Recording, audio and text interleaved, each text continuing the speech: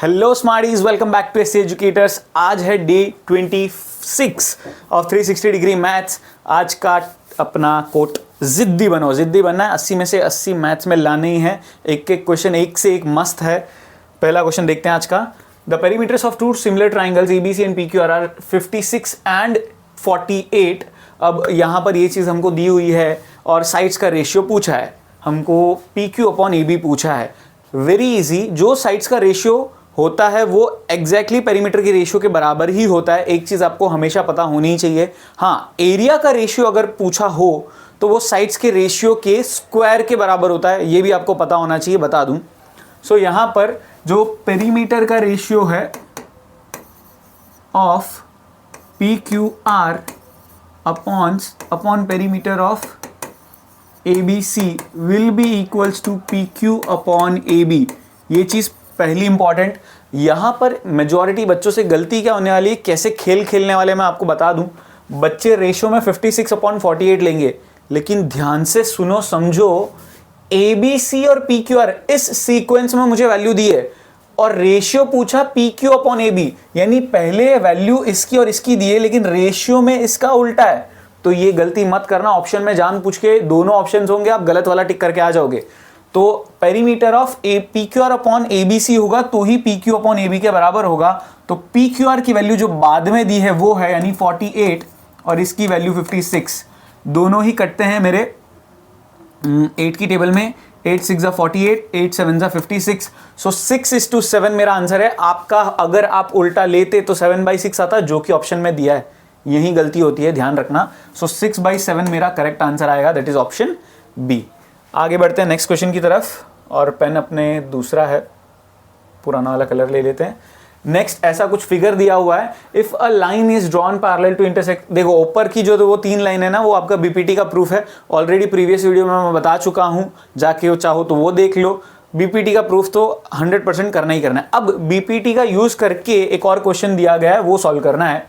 Using the above, prove the following. In the given figure, AB parallel to DE, BC parallel to EF, prove that AC parallel to DF. ऐसा कुछ हमें दिया गया है। अब क्या दिया है और क्या प्रूव करना है, वो अगर मैं सिंपल भाषा में कहूँ तो ये चीज़ इसके पैरेलल है, ऐसा दिया है। ये चीज़ इसके पैरेलल है, ये भी दिया गया है। और ये जो चीज़ प्रूव करनी है, वो थोड़ा अलग कलर ले लेते हैं।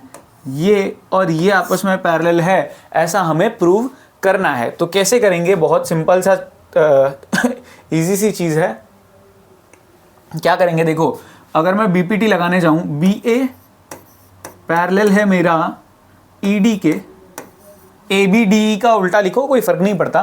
तो मैं कह सकता हूं देयरफॉर OA अपॉन AD बराबर OB अपॉन BE। ठीक है ना, ये चीज मेरी आपस में इक्वल है। यहाँ पर मुझे अगेन कोई वैल्यू तो लेनी पड़ेगी। ये कोई कॉमन रेशियो का कुछ दिया नहीं गया है। हाँ ठीक है, बराबर है ये। नेक्स्ट एक और मेरी पैरेलल लाइंस है, दैट इज BC और EF पैरेलल है। तो इसके चलते मैं अगेन क्या लिख सकता हूँ कि OB अपॉन BE जो है वो मेरा इक्वल है OC अपॉन CF के। ठीक है ना। आई होप इतना समझ में आ गया। क्या किया हमने, पहले कौन से ट्राइंगल लिए, ऐसे मेरा एक ट्राइंगल है, उसका यूज किया जिसमें ये अपॉन ये इक्वल्स टू ये अपॉन ये। फिर दूसरी बार ऐसे लिया जिसमें ये अपॉन ये इक्वल्स टू ये अपॉन ये, ऐसे किया। ठीक है। अब अगर इन दोनों को मैं ध्यान से देखूं, ये सपोज करो मेरा इक्वेशन 1 है, ये सपोज करो मेरा 2 है। तो फ्रॉम 1 एंड 2, ठीक है, फ्रॉम 1 एंड 2 ध्यान से देखा जाए तो OB अपॉन BE कॉमन है। तो मैं ये वाला और ये वाला इक्वल लिख सकता हूं, यानी OA upon AD is equals to OC upon CF। ठीक है, ये चीज़ मेरी इक्वल आ जाएगी। और अगर ये दोनों इक्वल है तो मैं लिख सकता हूं by converse of BPT। BPT का कन्वर्स यही कहता है कि दो करस्पॉन्डिंग साइड्स के रेशियो अगर इक्वल हो जाए, यानी OA अपॉन AD और OC अपॉन CF इक्वल हो जाए, तो मैं लिख सकता हूं कि AC जो है वो पैरेलल हो जाएगा DF के। यही मुझे प्रूव करना था। आई होप समझ में आ गया। बहुत इंटरेस्टिंग और इंपॉर्टेंट क्वेश्चन है ये। नेक्स्ट आपकी एनसीईआरटी में इस टाइप का एक क्वेश्चन भी है। Next in the given figure PAQBRC PA, okay ये सारी चीज़ें हमको दी हुई है परपेंडिकुलर्स। अब परपेंडिकुलर लाइंस है ना, तो ये एक तरीके से बाइसेक्टर थियरम कह लो या फिर परपेंडिकुलर थियरम कह लो। यहाँ पर याद रखना ये जो पार्ट्स है इनके रेशियोज आपस में इक्वल होंगे, ये थियरम कहता है। ये बहुत इंपॉर्टेंट है, आपको हो सकता है एनसीईआरटी में ना दिखे बट ये कहीं ना कहीं बीपीटी से ही आता है। तो इसका लॉजिक क्या है कि इन पार्ट्स का जो रेशियो है वो आपस में इक्वल होगा, ठीक है ना। ये दो पार्ट्स का रेशियो, ये दो पार्ट्स का रेशियो, ये दो पार्ट्स का रेशियो, ये पूरी लाइन का रेशियो भी आपस में इक्वल होगा। तो मैं डायरेक्टली गिवन इंफॉर्मेशन के बेस पर क्या कंक्लूड कर सकता हूं, ध्यान से देखना समझना कि PQ अपॉन AB बराबर QR अपॉन BC बराबर RS अपॉन CD बराबर होल भी लूंगा वो बहुत काम लगता है PS अपॉन AD, ठीक है। अब मैं अगर वैल्यूज पुट करूं, PQ की मेरे पास कुछ वैल्यू नहीं है, मुझे काम क्या लगेगा, क्या चाहिए, PQ QR, अच्छा ये सभी चाहिए। तो AB की तो वैल्यू है हमारे पास, AB कितना है 6, QR भी हमें फाइंड करना है, BC 9 दिया हुआ है, RS हमें फाइंड करना है और CD हमें 12 दिया गया है। PS कितना होगा अगर मैं ये देखूं तो SP मुझे 36 दिया हुआ है। AD की वैल्यू मेरी कितनी होगी, AD की वैल्यू नहीं दी लेकिन AD की वैल्यू ऐसे मिल सकती है, AB BC CD ये तीनों चीजें दी है तो AD की वैल्यू कितनी होनी चाहिए, यहां से लेके यहां तक का टोटल, यानी कि 6 + 9 + 12, सो 15 + 12 कितना हो जाएगा मेरा 27। तो इस AD की वैल्यू कितनी हो गई 27। अब इंडिविजुअली अगर इन तीनों की वैल्यू मुझे ढूंढनी है तो हर बार ये रेशियो इस लास्ट वाले की इक्वेट करना पड़ेगा। मतलब PQ अपॉन 6, अच्छा इसको भी मैं चाहूँ तो थोड़ा कट कर लेता हूँ, 9 4 जा 9 3 जा, यानी ये रेशियो क्या बन जाएगा 4/3। तो हर बार 4/3 के बराबर हम इक्वेट करेंगे तो PQ क्या हो जाएगा मेरा 4 × 6 अपॉन 3, सो ये कितना हो जाएगा 3 1 जा 3 2 जा, सो 8 सेंटीमीटर मेरा PQ आएगा। ऐसे ही QR और RS भी हम ढूंढेंगे, ये भी 4/3 के बराबर पुट करूंगा, सो QR कितना हो जाएगा 4 × 9/3, सो 3 1 जा 3 जा, सो QR की वैल्यू कितनी निकल के आई मेरी 12 सेंटीमीटर। अब ऐसे ही एक और मुझे ढूंढना है लास्ट RS, सो RS अपॉन 12 ये भी 4/3 के बराबर, 12 उस साइड जाएगा, सो RS बन जाएगा 4 × 12 अपॉन 3, 3 1 जा 3 4 जा, 4 4 जा कितना होगा 16। इस तरीके से कुछ मैं ये तीनों वैल्यूज फाइंड आउट करूंगा। This question is very very important, critically ध्यान से देखना, काफ़ी काम का है। आई होप समझ में आ गया आपको। नेक्स्ट क्वेश्चन, ये भी और सबसे मज़ेदार क्वेश्चन में से एक है, इतना दिमाग चला लिया ना तो मज़ा आ जाएगा। ABCD एक ट्रेपेजियम दिया हुआ है जिसमें AB और CD आपस में पैरेलल है। इसके अलावा मुझे बोला है कि AC और BD जो है वो आपस में इंटरसेक्ट करती है E पे। अब एक और बहुत ही इंपॉर्टेंट इंफॉर्मेशन गिवन है, वो क्या है कि AED जो है, ट्राइंगल AED जो है वो सिमिलर है ट्राइंगल BEC के, ठीक है ना। ये वाले दोनों ट्राइंगल्स जो है वो मेरे आपस में सिमिलर है। अब ध्यान से देखना समझना, मुझे प्रूव करना है AD और BC आपस में इक्वल हो जाए। कैसे करेंगे तो देखिए, अब ये अगर मेरे दोनों सिमिलर है तो मैं क्या लिख सकता हूं, AE अपॉन BE बराबर AD अपॉन BC, ठीक है। AE अपॉन BE बराबर किसके, AD अपॉन BC के। अब ये चीज देखें, नहीं BC क्यों, तीनों रेशियोज ही लिखना पड़ेगा। तीनों रेशियो अगर मैं लिखूं तो AD upon EC equals to AD upon BC के। अब in triangle AEB and triangle CED, इन दो की बात करूं, अब कौन से ट्राइंगल की बात कर रहा हूं मैं, ये वाला और ये वाला, ये दोनों छोटे छोटे, ठीक है ना, ये और ये, इन दोनों की अगर मैं बात करूं तो इसमें मेरा angle EAB equals to angle ECD होगा और angle EBA equals to angle EDC होगा। दोनों का ही रीजन ऑल्टरनेट इंटीरियर एंगल्स। अगर ऑल्टरनेट इंटीरियर एंगल से मेरे ये दो एंगल्स इक्वल हो गए, मैं कौन से दो एंगल्स की बात कर रहा हूं, ये वाला बराबर इसके और ये वाला बराबर इसके, ठीक है ना। ऑल्टरनेट इंटीरियर एंगल से ये मेरे दो दो एंगल्स इक्वल हो गए। अगर दो दो एंगल्स इक्वल हो गए तो बाई एंगल मैं लिख सकता हूं ट्राइंगल AEB मेरा सिमिलर हो जाएगा ट्राइंगल CED के बाई एंगल सिमिलैरिटी। अब अगर एंगल सिमिलैरिटी से ये दोनों मेरे सिमिलर हो गए तो मैं अगेन करस्पॉन्डिंग साइड्स का रेशियो इक्वल ले सकता हूं। EB upon ED equals to AB upon CD। अब अगर मैं इन दो की बात करूं तो यहां पे मैं क्रॉस मल्टीप्लाई कर सकता हूं। AE upon BE equals to CE upon ED। ठीक है, मैं इस वाले को, ठीक है ना, इसको 1 मान लेता हूं, इसको 2 मान लेता हूं। 1 और 2 को मैं कंपेयर करूं फ्रॉम 1 एंड 2, थोड़ा ऑब्जर्वेशन अच्छा रखना, सम थोड़ा इंपॉर्टेंट ज़्यादा है, ध्यान से देखो। 1 एंड 2 को अगर मैं आपस में कंपेयर करूं तो मुझे AEBE दो बार मिला। तो ये जिस चीज़ के बराबर है यानी ADEC और CEED वो दोनों आपस में क्या होंगे, इक्वल हो जाएंगे। ठीक है, यानी ED upon EC is equals to EC upon ED।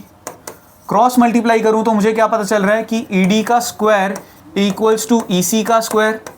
अब अगर दोनों चीजें स्क्वायर है तो दोनों जगह स्क्वायर रूट ले सकता हूं, तो इससे मुझे पता चलता है ED और EC जो है वो आपस में इक्वल है। अब ये इंफॉर्मेशन बहुत इंपॉर्टेंट है इस फाइनल स्टेप के लिए।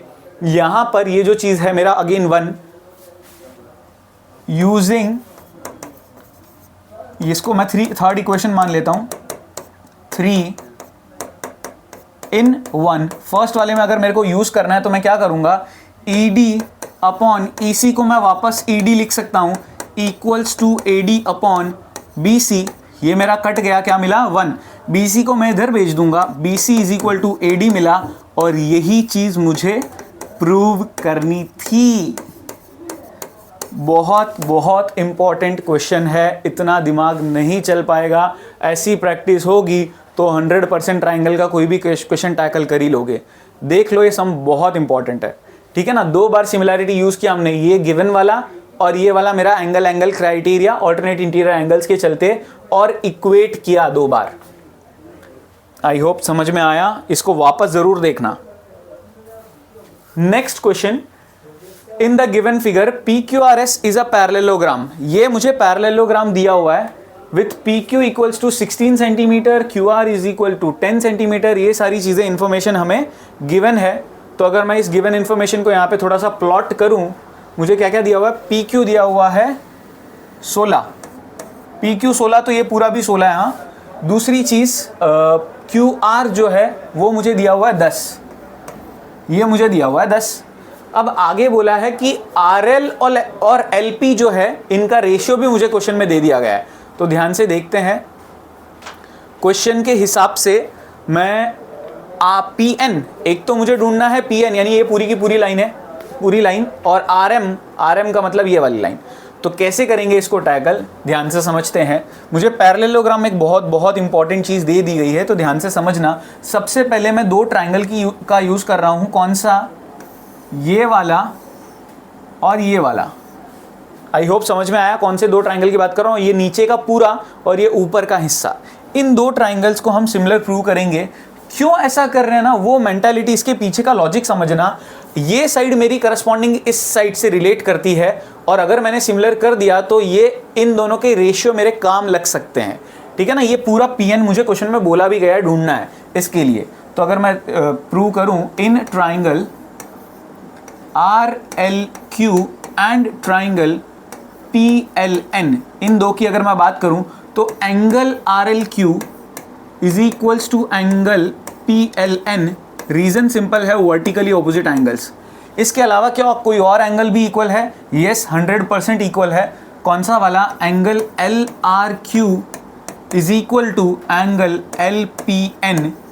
Simple reason, alternate interior angles.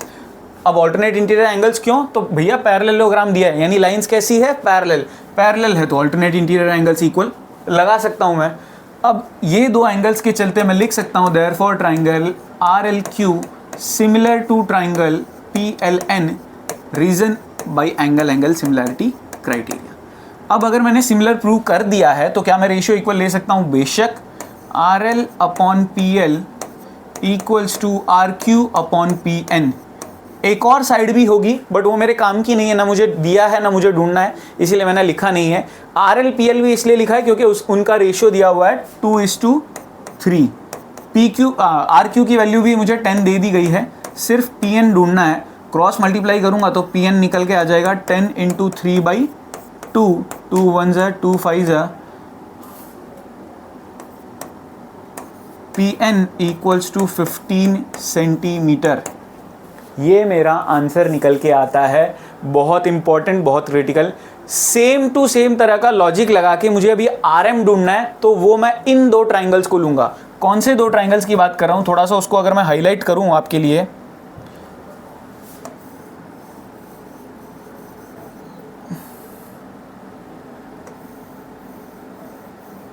ये दो ट्राइंगल, एक तो ये वाला सिमिलर टू ये,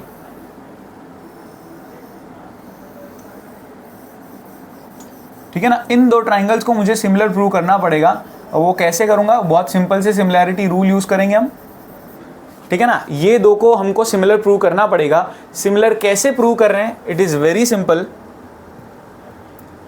पहले तो देख लो कहाँ करें, ये यहाँ थोड़ा यूज़ कर लेते हैं हम जगह को। उप्स, खाली पेन चेंज किया, थोड़ा थिकनेस विकनेस ये चीज़ों को भी चेंज करना पड़ेगा, ठीक है। सबसे पहले देखा जाए तो angle R L M is equals to angle P L Q with the reason vertically opposite angles, ठीक है। और दूसरा angle L R M is equal to angle L P Q, simple सा रीज़न, ऑल्टरनेट इंटीरियर एंगल्स। अब इन दो के चलते मैं लिख सकता हूँ therefore triangle R L M similar to triangle P L Q with the reason by angle angle similarity, ठीक है ना। यहाँ पर ये मेरे इतना पार्ट अलग है, ये वाली चीज़ यहाँ मैं कंटिन्यू कर रहा हूँ। थोड़ा सा पोजीशन आगे पीछे थोड़ा please manage, please cooperate, thank you so much.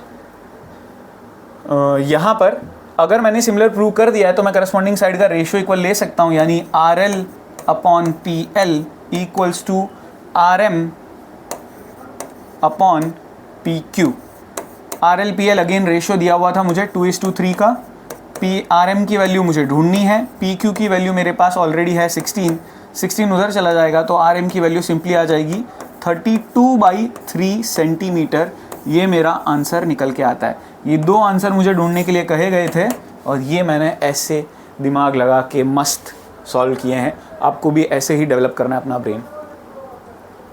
Next question, in the given figure D E parallel to B C, A D upon D B की वैल्यू दी गई है। A D upon D B दिया हुआ है, कितना दिया हुआ है? 5/4। तो एक सिंपल सी टिप बहुत इंपॉर्टेंट दे रहा हूँ, ध्यान से समझो। इसे मैं 5x और 4x लिख सकता हूँ, सॉरी इसे 5x 4x नहीं,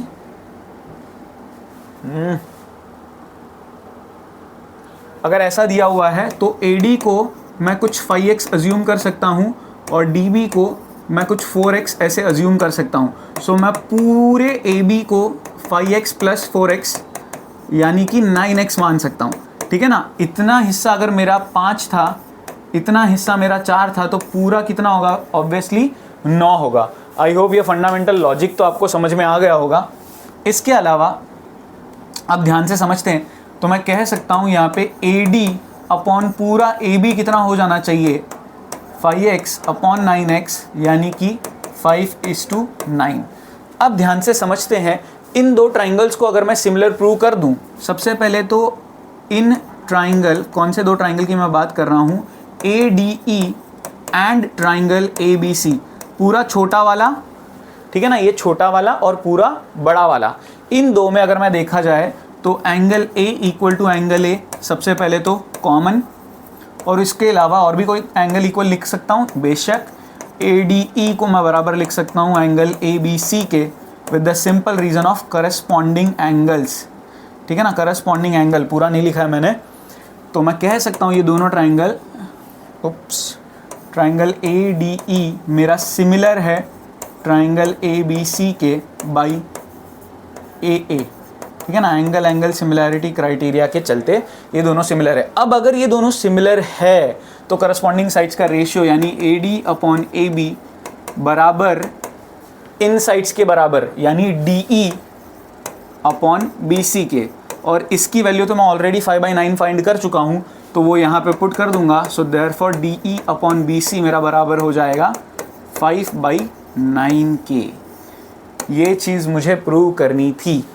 आई होप समझ में आ गया। फर्स्ट पार्ट तो सुपर इजी, इस लॉजिक से करना है। सेकंड तो भैया और भी आसान है, गारंटी दे रहा हूँ, ठीक है ना। सेकंड में मुझे क्या प्रूव करना है, डी ई एफ और C B F, D E F और सी बी एफ, ठीक है ना, ये वाला ऐसे और ये वाला ऐसे, ये हमको दोनों को सिमिलर प्रूव करना है। तो हम क्या कर सकते हैं, यहाँ पे देखो, सबसे पहले तो ट्राइंगल जो दो को हमको सिमिलर प्रूव करना है उनके नाम लिख लिए, and triangle C B F, ठीक है। इन दोनों की अगर मैं बात करूं तो यहाँ पर angle D F E equal है एंगल सी एफ बी के, वर्टिकली ऑपोजिट एंगल के चलते। दूसरा एंगल एफ डी ई बराबर है एंगल एफ सी बी के, ऑल्टरनेट इंटीरियर एंगल के चलते। मैंने क्या किया एग्जैक्टली आपको बता देता हूं।